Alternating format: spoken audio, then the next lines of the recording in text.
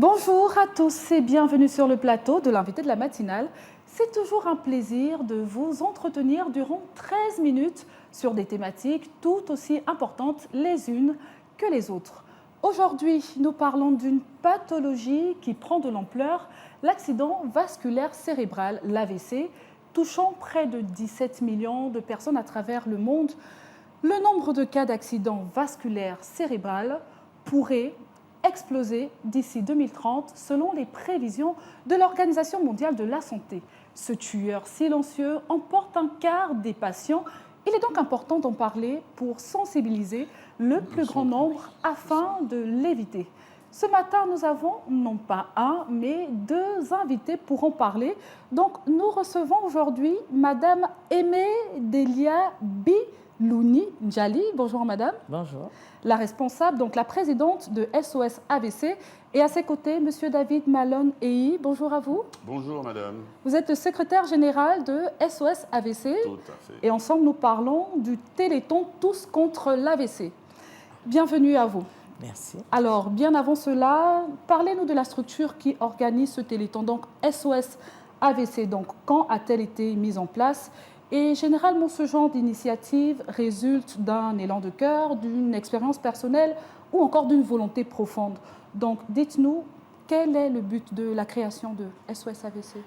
Merci déjà de l'intérêt qu'on portait à notre action, à notre activité. SOS AVC, c'est une aventure, c'est quelque chose de grand pour moi et c'est mon histoire, SOS AVC. C'est mon histoire parce qu'en 2011, j'ai eu ce qu'on appelle une rupture d'anévrisme cérébral avec embolie pulmonaire, qui est un des plus virulents des AVC. Et fort de cette expérience, j'ai pu m'en sortir grâce à Dieu, grâce aux médecins, grâce à ma famille, notamment ma maman, à qui je dis merci. J'ai voulu partager cette expérience pour donner de la force aux malades, pour montrer aux yeux du monde entier, aux yeux des Gabonais, que l'AVC, ce n'est pas une fatalité. L'AVC arrive, personne n'est à l'abri, ça n'arrive pas qu'aux autres, mais ce n'est pas une fatalité lorsqu'on a un AVC, qu'on peut s'en sortir après un combat contre soi-même, contre la douleur et contre la mort, en fait. Contre la mort, exactement. Et mon secrétaire général parlera de cette création des dates. Voilà. Donc, allez-y, vous avez la parole. Alors, merci. Oui, alors, SOS AVC résulte justement de l'expérience d'Aimée Delia, la présidente, qui est sa présidente justement de SOS AVC. Et c'est en 2016 que nous prenons la résolution, la décision de créer cette ONG qui, après une attente relative, reçoit son récépissé définitif en 2018. Et c'est en juin 2018 que nous lançons officiellement nos activités.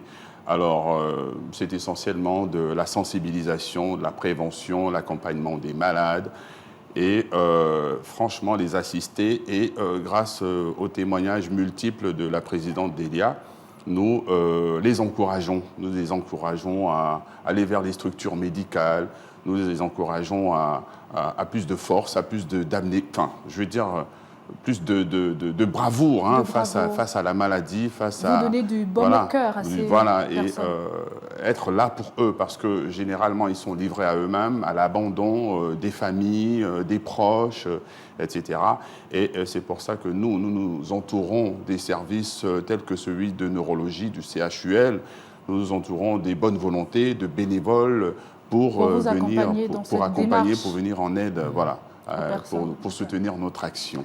Très bien. Donc, on peut dire que SOS AVC est vraiment un projet de cœur pour vous. Oui, c'est un projet de cœur. Très bien. Alors, donc, qui dit SOS AVC dit urgence face à l'accident vasculaire cérébral. Donc, nous allons en parler premièrement, avant d'en venir au Téléthon. Donc, pour les téléspectateurs, dites-nous, c'est quoi un AVC? Comment il se matérialise de façon générale? Alors, un AVC, c'est une urgence médicale, on va dire, qui survient lorsqu'il y a la circulation vers une partie du cerveau, du sang, dans une partie du cerveau qui est interrompue. Voilà. Donc, on en trouve deux types.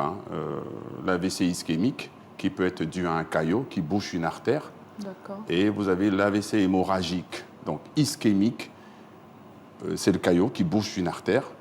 Et hémorragique, c'est lorsqu'une artère éclate dans le cerveau qui laisse le sang se répandre en fait dans le cerveau. Voilà. Donc c'est important d'en parler justement pour prévenir, d'où votre présence ici sur le plateau. Alors, selon le docteur Annick Sounda, neurologue au CHU de Libreville, en 2005, la prévalence de l'AVC était de 46% et en 2022, les chiffres sont passés à 66%. Donc ça a presque doublé. En 3 ans, ils ont reçu près de 700 patients. Donc de façon générale, qu'est-ce qui peut causer un AVC? Pourquoi les cas ne cessent d'augmenter? Donc c'est important de parler de cela. Avant de laisser la parole à la présidente, c'est un crime de lèse-majesté. Je voudrais quand même préciser, parce que vous avez dit 46% en 2005. Non, c'est plutôt 20. On est plutôt entre 20 et 25% le taux de prévalence. Hein. En 2005, était entre 22 et 25%. Très bien. Et en 2022, on est dans les 60 quasiment. Voilà. D'accord, allez-y. Ben, écoutez, ça montre que l'AVC est la première cause de mortalité au Gabon. C'est un véritable problème de santé publique. C'est une tueuse silencieuse et on ne peut plus se taire en fait. Il faut qu'on en parle pour sauver des vies. Parce qu'on ne peut pas s'imaginer que l'AVC brise toute une famille. Lorsqu'on a un chef de famille qui était valide, qui travaille, qui apporte de la ressource à la maison et qui atteint l'AVC, c'est toute la famille qui en pâtit en fait. Donc, il faut sauver des gens. Et aujourd'hui, il n'y a plus d'âge pour l'AVC. C'est tout étrange. C'est de plus en plus des jeunes qui sont atteints d'AVC. Comment expliquer ça? C'est le mode de vie. C'est l'abandon des familles parce qu'ils se livrent à l'alcool. Et c'est la loisiveté. Ils se livrent au tabac. Et donc, ils ne se rendent pas compte de ce que toutes ces substances créent dans leur organisme. Exactement. Donc, il faut qu'on en parle, il faut faire de la prévention. Parce que l'AVC coûte cher, très cher.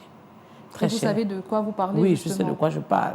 Parce que moi, pour avoir été traité en Afrique du Sud et suivi en France, ce n'est pas donné à tout le monde. Et c'est pour ça que je me bats pour dire aux gens, évitons l'AVC pour arriver là où je suis. Parce que chaque jour, c'est un combat sur ma propre personne. Et je fais tout au ralenti aujourd'hui. Je ne vis plus comme avant. Il y a des conséquences? Oui, énormes. Des conséquences énormes. Parce que lorsque vous n'avez pas eu ça et que vous l'avez, ça te secoue, ça change ta personnalité. Il faut s'accepter. Et ce n'est pas facile, c'est un combat entre toi, le monde de l'extérieur, parce qu'il y a le regard des gens aussi qui arrivent. Et donc tout ça mélangé, ça vous crée encore un autre stress et ça peut provoquer une récidive. C'est pour ça qu'on en parle. Et vous savez, ce que j'aime bien avec moi, c'est qu'il n'a pas vécu la maladie. Ma force de m'écouter, il a étudié la maladie. Il a fini par faire un AVC. Voilà, non, arrête, non. Non. Il ne peut pas, non, il ne fera pas. Il ne fera pas parce que... Mais vous arrivez à en parler en tout cas. Oui, bien sûr. Vous voyez, sûr. Dans notre ONG, il n'y a pas que les malades d'AVC. Il y a aussi des personnes valides, mais qui ont la passion pour ça. Nous avons toute une équipe...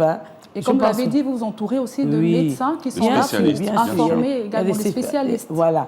Parce que comme nous on ne connaît pas la maladie, on ne peut pas parler de la maladie en tant que telle, mais le médecin peut en parler, il n'a pas vécu, et moi qui l'ai vécu, je peux décrire la maladie, comment on ressent cette douleur-là. Donc cette association de personnes valides, invalides, de malades, de spécialistes, fait que SOS AVC est une ressource et un partenaire pour le ministère de la Santé en fait. Et comme quoi, on a besoin de toutes ces composantes pour essayer de faire reculer les chiffres, parce que c'est alarmant. C'est alarmant. Et justement, vous mettez en place le Téléthon, Tous contre l'AVC. De quoi s'agit-il? Alors, avant le Téléthon, il y a d'abord un concert. D'accord. Un concert la veille. Ce concert, c'est parce que ça part d'un constat. Nous avons des victimes qui font face à l'exclusion sociale, abandonner des familles. Parce que pour eux, lorsqu'un malade a l'AVC, il est un légume, donc une charge. Et cette charge, on ne veut pas la supporter, on l'abandonne. Donc, ça a un impact sur le malade. C'est un impact physique et psychologique sur le malade. Donc, il ne se nourrit plus, il abandonne à lui-même. Et nous faisons ce concert pour avoir des vivres, que les gens viennent. L'entrée gratuite, ça se passera le 7 août. Le 7 novembre. Le 7 décembre. Là, c'est le concert. Le 7 décembre. Le 7 décembre, merci. D'accord, 7 décembre, concert. Voilà, 7 décembre, concert au rond-point de Zingayon à 14h. Je remercie Jean le maire, le délégué spécial de Zeng. Voilà, pour l'accord. Et donc, on demande à toutes les personnes qui viennent ce geste de solidarité, d'empathie, d'emmener des vivres non périssables. Du riz, du lait, du café, de l'eau, surtout de l'eau, parce qu'on prend des médicaments à vie et on ne peut pas boire l'eau, la SEG. C'est pas mauvaise pub, mais c'est la vérité. Voilà. Donc, on nous emmène tous ces vivres que nous avons récoltés pour les malades, pour leur permettre de se nourrir. Et ensuite, on aura donc le Téléthon le lendemain, le 8 novembre. Le 8 décembre. Oh là là, décidément, en novembre. D'accord, 7 décembre. En fait, le Téléthon a commencé en novembre. C'est une des séquelles de l'AVC, justement, programme de mémorisation. Voilà, c'est ça. Donc, donc c'est bien le 8 décembre. Et là, il demandera tous les détails par rapport à l'organisation du Téléthon, parce qu'on va le faire en 2 temps. Oui, le Téléthon va se faire en... Oui, bref rappel de ce qu'elle vient de dire. C'est le concert de solidarité aux malades, hein, aux victimes en tout genre. C'est vraiment d'apporter une denrée non périssable. Ce n'est pas spécialement le droit d'entrée, mais c'est déjà ce que c'est le geste que celui qui vient assister au concert peut faire en faveur des victimes. Il y a ça. Et le lendemain, le 8 décembre, à partir de 18h, parce que dans un premier temps, on avait considéré qu'on pouvait le faire après 20h, mais vu qu'il y a le couvre-feu, il y a le couvre-feu et ça va considérablement gêner des choses, notamment tous ceux qui participent à ce programme télé. C'est vraiment de faire en sorte qu'on puisse terminer aux alentours des 22h30, 23h pour permettre aux gens de rentrer chacun chez soi. Donc c'est de faire ça en 2 phases, c'est-à-dire à partir de 18h, une partie jusqu'à 19h30, 20h. Donc c'est la première partie. Et après le JT, voilà, c'est en direct sur Gabon Télévision. La deuxième partie irait après le JT, aux alentours de 21h jusqu'à 23h. Donc le Téléthon, c'est quoi? C'est la réunion, le rassemblement de spécialistes, d'invités en tout genre, les malades. Qui gravitent autour du fléau, du phénomène. Donc ceux qui sont là pour expliquer, ceux qui sont là pour faire des recommandations, ceux qui sont là pour témoigner du phénomène. Et évidemment, toute la presse possible pour expliquer, édifier et... on va dire quoi, informer en général, voilà, et appeler au don. Appeler au don, parce que évidemment le Téléthon c'est d'abord fait pour appeler au don et sensibiliser, et véhiculer des messages de prévention. Voilà, véhiculer des messages de prévention, toucher le cœur des téléspectateurs. Exactement. Pour que une collecte soit faite qui aille en définitive à des structures médicales, qui aillent aux malades pour leur venir en aide. Très bien. Voilà, et on espère vraiment que ça deviendra une tradition à la limite, parce que l'AVC, c'est vraiment un problème. Et derrière tout ce programme se profile l'idée de mettre en place un plan national de lutte contre cette pathologie. C'est vrai qu'il existe déjà un programme national de lutte contre les maladies non transmissibles, dont l'AVC fait partie, mais vu l'ampleur du phénomène, il serait vraiment plus qu'opportun que ce soit retiré de là et qu'il bénéficie à lui tout seul d'un vrai programme. Très bien. Et pendant le déroulement de ce Téléthon, les personnes pourront participer, que ce soit des malades ou des personnes qui veulent bien participer? Si oui, comment? Alors, déjà, vous savez, l'idée de Téléthon n'est pas si évidente que ça pour les populations. Il faut vraiment arriver à leur expliquer. Et c'est pour ça que nous avons besoin de toutes ces personnes très connues, telles que vous, par exemple, nous envoyer une capsule vidéo pour dire participer au Téléthon. Les célébrités, les artistes, tout le monde. C'est d'ailleurs même en cela que le concert de la solidarité est très important, parce que les artistes, on sait quelle est leur force à véhiculer des messages. Et de l'autre côté, c'est vraiment d'emmener tout le monde à faire partie de ce programme pour que les dons soient facilités. En fait. Donc, on a déjà des gestes tels que celui de la CDC, la Caisse des dépôts et consignations, Sobraga, il y a Gabon Télévision qui offre toute son expertise et toute sa logistique, et on attend bien d'autres, le SAMU social, on a RTL Gabon, Move Africa, vraiment c'est des enseignes, c'est des personnalités dans le sport qui sont tout à fait d'accord pour accompagner ce programme. Très bien, nous sommes quasiment à la fin, le gong a sonné, mais je dois quand même vous poser cette question. Elle est très importante. Donc, lorsqu'une personne est victime d'un AVC, comment doit-on réagir? Que faut-il faire? Parce que cette étape est très importante pour sauver des vies, pour terminer. Alors, ce qu'il faut faire, c'est que d'abord, il faut aller consulter un médecin. Il ne faut pas le transporter n'importe comment, il ne faut pas le bousculer, parce qu'on ne sait pas pourquoi il est tombé, on ne sait pas ce qui s'est passé et comment ça agit dans le cerveau. Donc, il vaut mieux appeler une ambulance.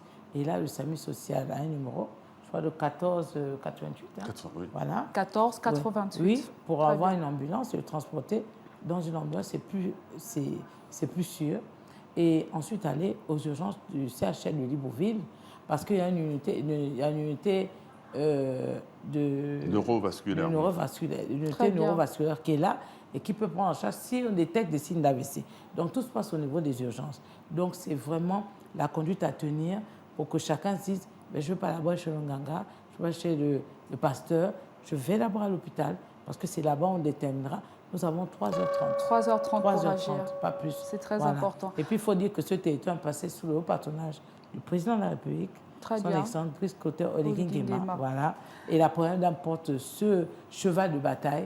Et c'est pour ça que toutes les populations doivent donner 500, 1000 francs, 2000 sur les numéros que nous avons présentés pendant le territoire. Très bien, nous sommes arrivés à la fin. Rapidement, vous avez un numéro à communiquer pour les dons? 5 secondes. Comment on peut faire pour vous aider? Écoutez, on communique. Où est situé? Oui, bon, alors, un numéro, 066 26 90 75. Très bien. Ou 077 54 30 27. Très bien, merci beaucoup. Nous sommes arrivés à la fin. Merci, Madame Aimée Delia Bilouni Njali et Monsieur David Malone Eyi. Donc, vous êtes tous deux membres de SOS AVC. Donc, nous avons la présidente et le secrétaire général. C'était un plaisir d'être avec vous sur le plateau de l'invité de la matinale. Plaisir partagé. Merci à tous également de nous avoir suivis. Surtout, retenez que votre cerveau est la pièce maîtresse de votre organisme. Vous devez en prendre soin. Bonne suite de programme sur Gabon 24. Au revoir.